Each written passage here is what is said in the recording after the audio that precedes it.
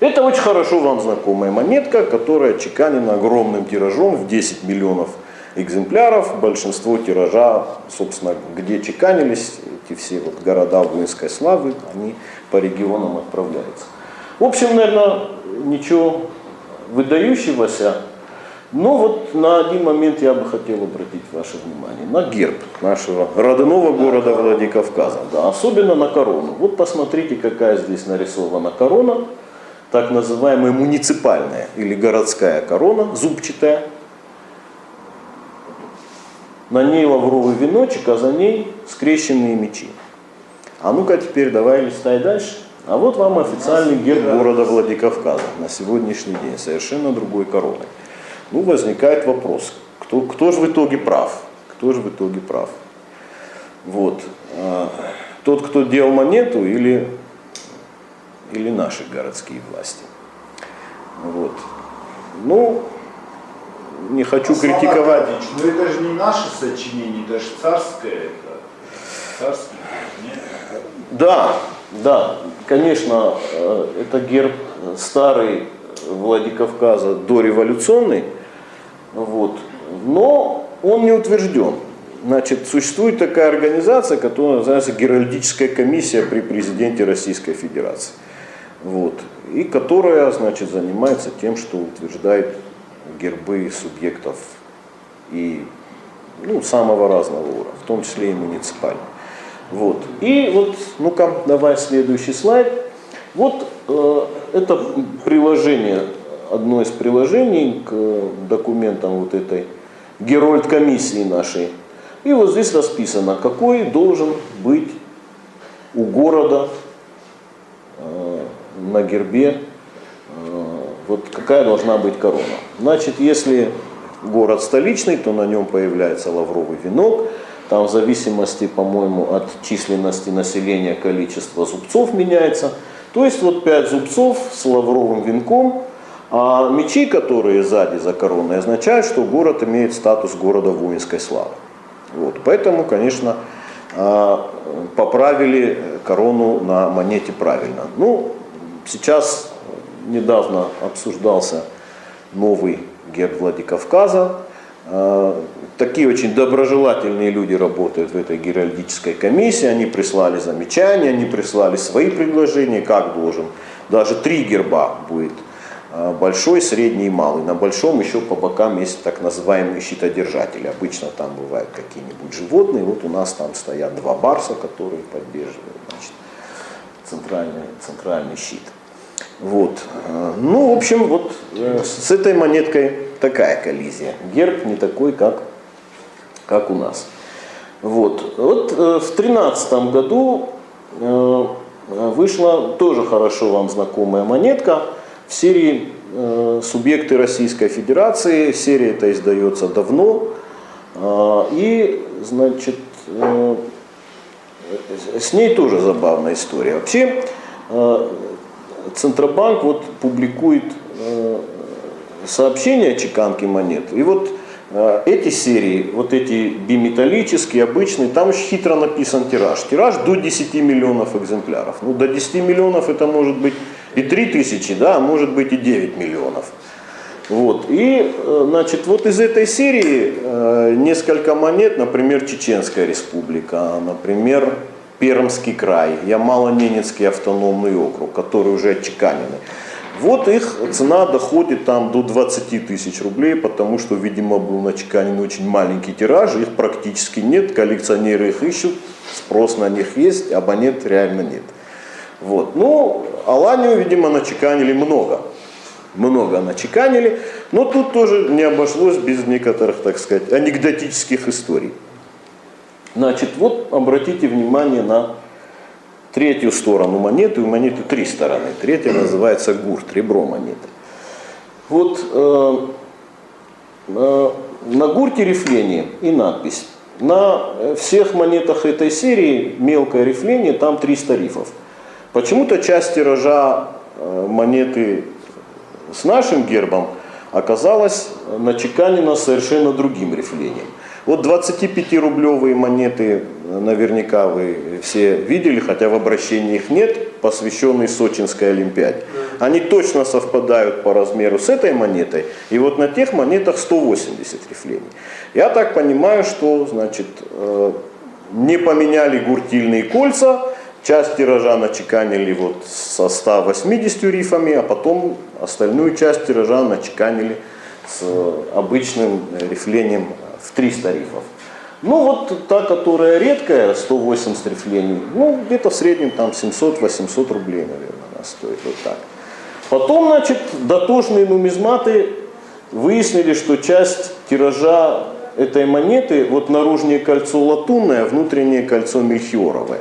Вот какой-то другой сплав металла, сплав латуни, она, короче говоря, магнитная. Все не магнитные, а вот какая-то часть тиража, вот это наружнее кольцо из другого металла, который магнитится.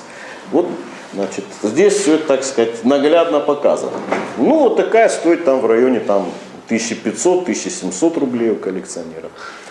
Вот. Потом, значит, в процессе чеканки штемпели, которыми чеканят монеты, они, естественно, изнашиваются, их меняют на новые, иногда они трескаются, иногда бывает какой-то кусочек от штемпеля откалывается, это так, выкрашка называется, крошка отскакивает. Ну и вот на этой монете вот здесь, значит, появилась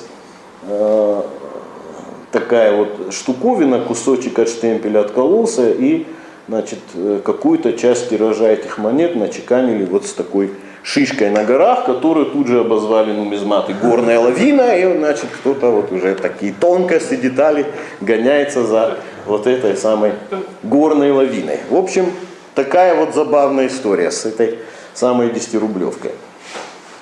Давай, наверное, дальше. Вот. Вообще 2014 год стал такой довольно богатый на осетинские монеты. Вот это серия монет, которая называется «Памятники архитектуры России». В 2014 году была начеканена вот такая монета, церковь Святого Георгия в селении Дзивгиз. Тоже серебряная, 925 пробы, 31 грамм, 1/10 унция, так сказать, серебра. Ну, в общем, наверное, неплохо, вполне симпатично, но совершенно вот мне не нравится вот этот шрифт, который имитирует, так сказать, грузинский шрифт. Не знаю уж, кто так хотел очень угодить, ну, думаю, наверное, просто не от большого старания, не от большого ума.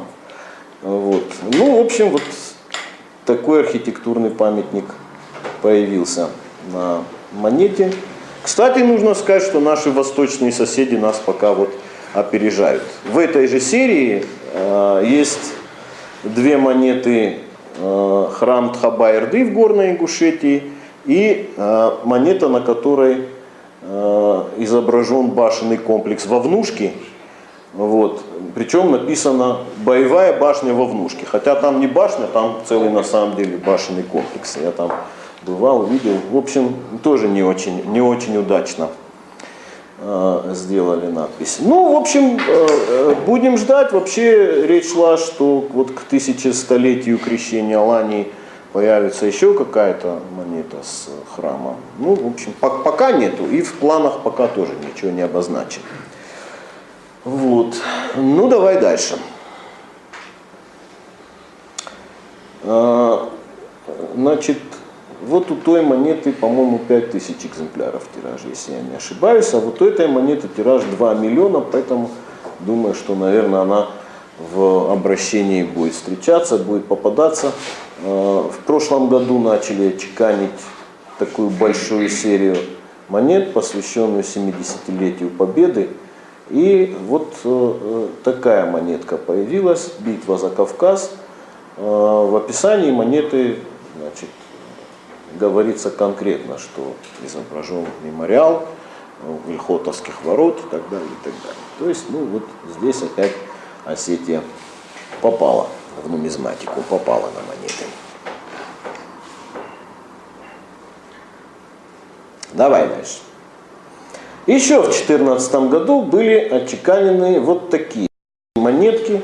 Я думаю, вряд ли кому-то удастся подержать в руках такую монету, потому что их начеканено всего по 500 штук.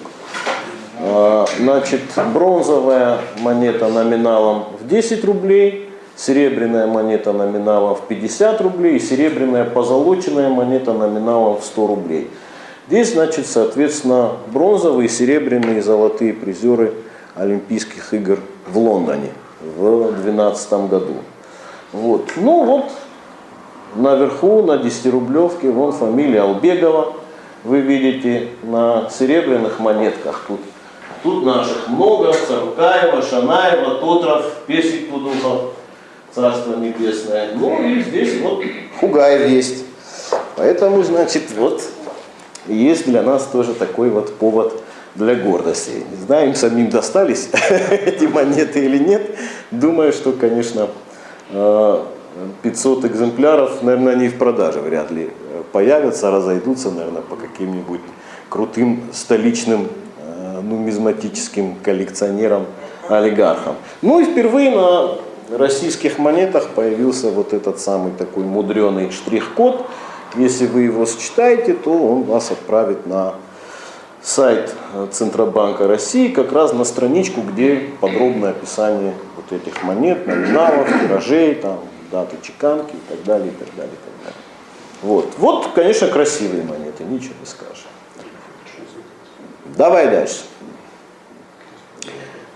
Это просто как пример, еще одна большая серия монет чеканится в России, которая называется «Знаменитые российские спортсмены», по-моему, так. Ну вот я в данном случае просто как образец привел монету с Бесковым, там есть монета и с Ириной Родниной и так далее, и так далее.